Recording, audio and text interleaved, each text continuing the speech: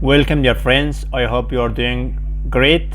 Before the starting of the solving this question, I ask you and request you for kindly please subscribe my channel and like. If you have any question you can ask me. So let us start this beautiful equation. How to solve this two variable equation. It is a little tricky and challenging.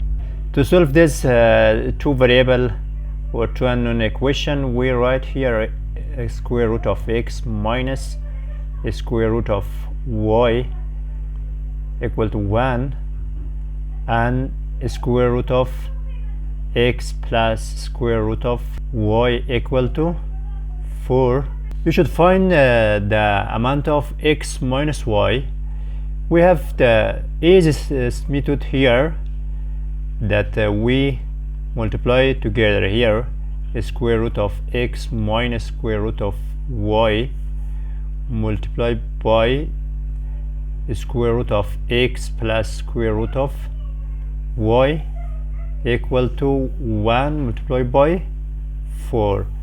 Actually here we multiply the first equation by second, the left side and also the right side together.